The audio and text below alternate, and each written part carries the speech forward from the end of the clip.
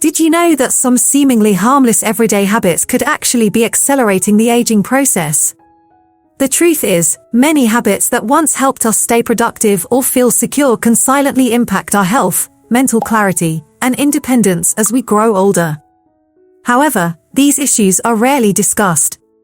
By the time we become aware of them, the damage has already been done, manifesting in stiffness, fatigue, and missed appointments that leave us feeling frustrated or even embarrassed. In this video, we're going to talk about 6 surprising things you should stop doing after 70. Not because it's a rule, but because letting go of these habits can lead to a more energetic, capable, and enjoyable life. These aren't vague recommendations or unrealistic goals.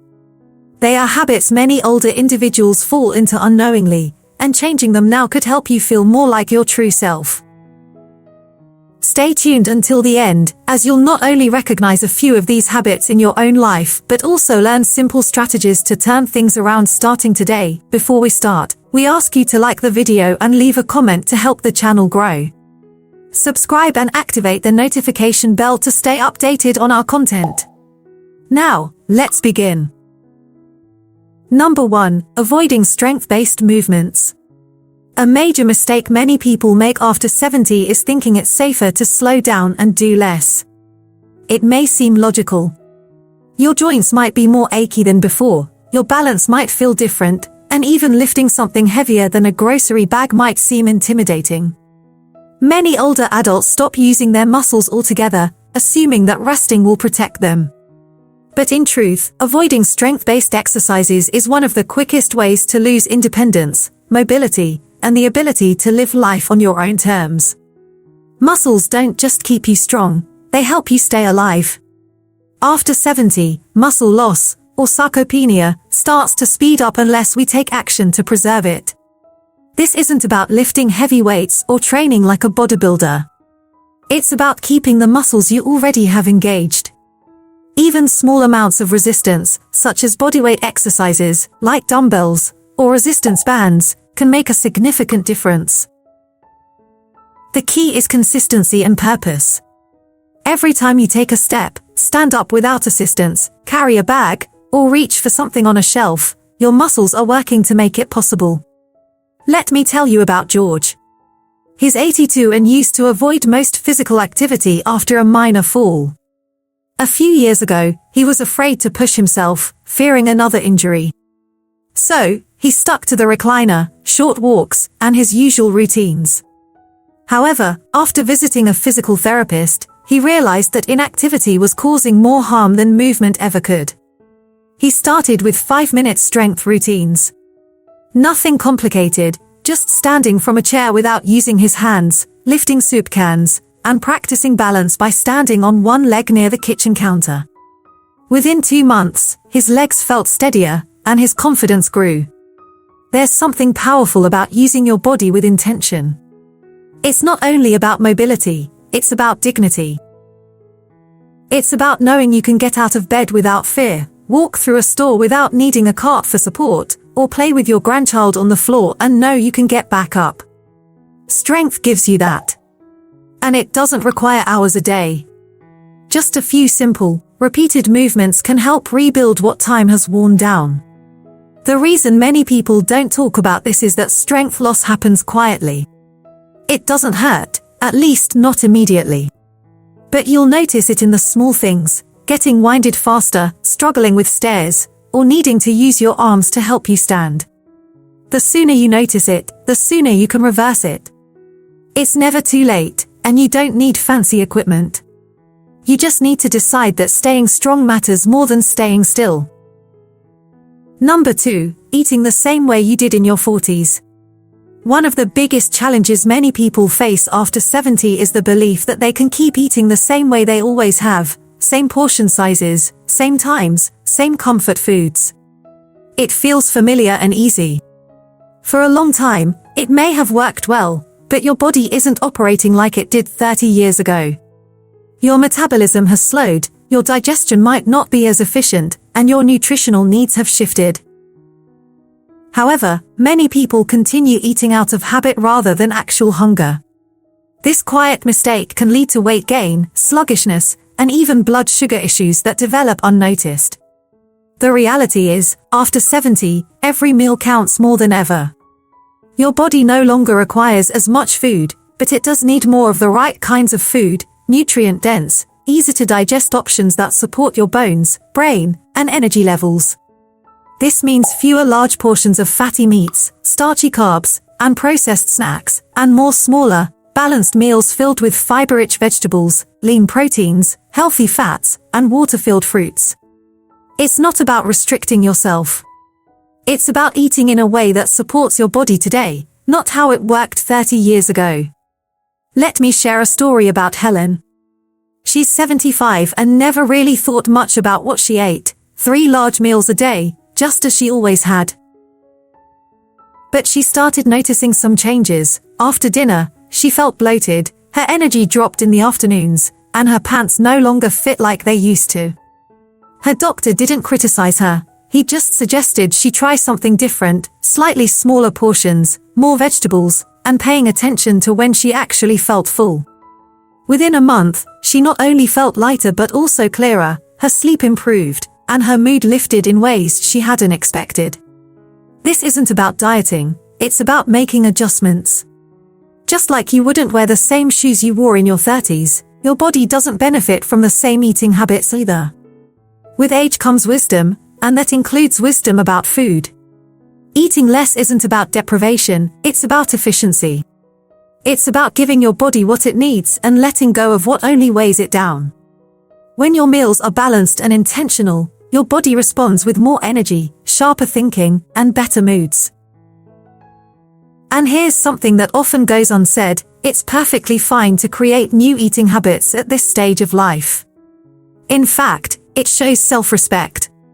You're not giving up the pleasures of food, you're simply developing a healthier relationship with it. You're learning to recognize what truly satisfies you, what supports your day, and what helps you feel your best. That kind of awareness isn't just healthy, it's liberating. If you're still watching and finding these insights useful, please comment number 2 below to let me know you're following along. And if you haven't subscribed yet, I suggest you do and turn on the notification bell so you won't miss any new videos. Your support enables us to keep creating content that informs and inspires. Now, let's continue. Number 3. Distancing yourself from social connections. After 70, it can be surprisingly easy to slip into isolation without even realizing it. You may stop going out as much, cancel plans more often, or convince yourself that staying home is simply more comfortable. Sometimes, this is due to physical limitations, other times, it's emotional, you might feel like you have less to offer, or maybe people just don't reach out as much as they once did. So, you withdraw, convincing yourself that it's fine and that you enjoy the peace and quiet. However, the truth is, social isolation can be more damaging to your health than you might think. Loneliness isn't just an emotion, it's a health risk. Studies have shown that isolation in older adults can lead to depression, memory loss, and even an increased risk of heart disease. The brain thrives on connection. When you cut off regular interaction with others, your mind starts to turn inward in ways that aren't always helpful. Conversations, shared laughter, and even simple phone calls serve as mental exercise. They help keep you sharp, grounded, and emotionally stable.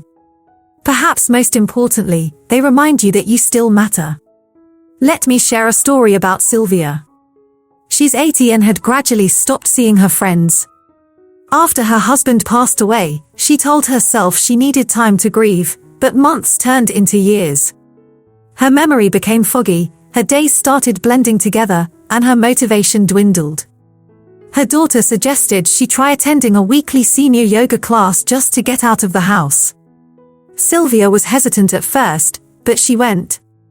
What surprised her wasn't the exercise itself, but the people, laughing together before class and chatting about their week afterward. It brought color back into her life. She hadn't realized how much she'd missed it. This doesn't mean you have to join numerous clubs or push yourself into busy events. It's about finding small ways to stay connected, a regular phone call, a walk with a neighbor, a church group, or even an online hobby community. These small interactions are like emotional vitamins. They nourish your spirit and remind you that you're not facing this stage of life alone.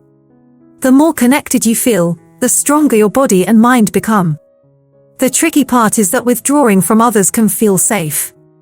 It's quiet and predictable, but there's a difference between enjoying solitude and isolating yourself. One refreshes you, while the other gradually drains your energy. You have so much wisdom, warmth, and humor to offer, and people benefit from having you around, even if you don't realize it.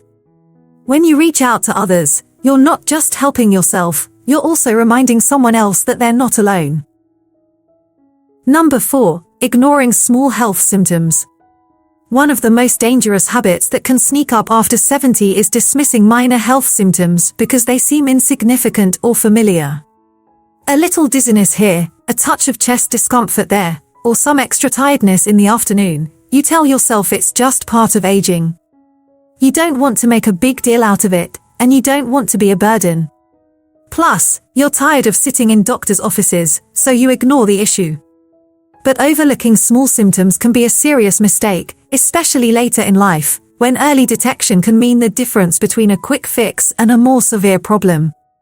The body becomes more vulnerable with age, but it also becomes more communicative if you're willing to listen. Symptoms that you might have dismissed before now deserve more attention. That slight swelling in your ankles could be your heart signaling for help. That occasional confusion might not just be a senior moment, it could be a warning sign. And the longer you wait, the harder it becomes to treat, reverse, or manage. Catching things early doesn't make you a worrywart, it makes you wise. It gives you options and control, both of which are worth preserving. Let me share the story of Walter. He's 78 and has always considered himself tough. He wasn't keen on seeing a doctor and rarely took anything seriously unless he was in significant pain. But he began to notice his vision was blurrier than usual, and his feet had an unusual tingling sensation. He brushed it off as just a part of aging. It wasn't until his daughter urged him to get checked out that he learned he had early-stage diabetes. Because he caught it early, he was able to manage it with diet and exercise. His doctor was clear, if he'd waited any longer, it might have become irreversible. You are the expert when it comes to your own body. When something feels off, unusual, or just not quite right, you have every reason to get it checked. Not because you're weak, but because you're responsible. Health problems don't always make a grand entrance with alarms and flashing lights, they often whisper. And as we age, paying attention to those whispers becomes even more critical. Responding quickly can lead to quicker recovery, fewer medications, and better overall outcomes. It also means trusting your intuition. If you feel dismissed or unheard by a healthcare provider, you have the right to ask questions, get second opinions, and advocate for yourself. You've spent your life looking out for others, so now it's time to care for yourself with that same level of attention.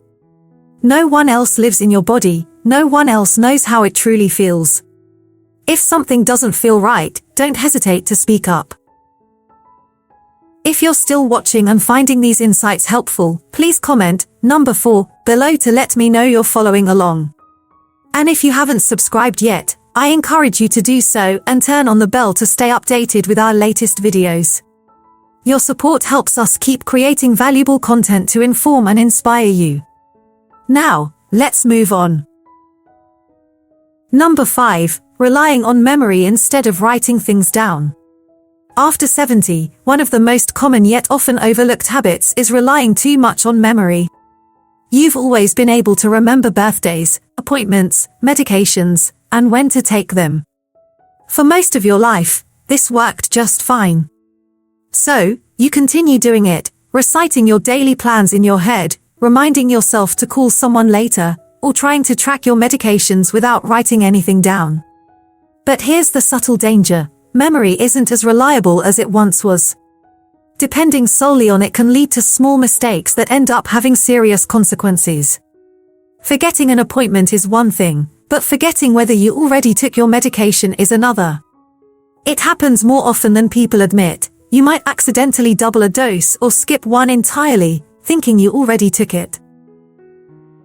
That moment of uncertainty can snowball into significant health issues, especially with medications like those for blood pressure, diabetes, or pain management. But here's the truth: writing things down isn't a sign of decline. It's a sign of responsibility. It's how you protect your future and reduce stress in the present. Let me introduce you to Bill. He's 73 and has always taken pride in his sharp mind. He kept track of all the bills, remembered every birthday, and never needed a calendar.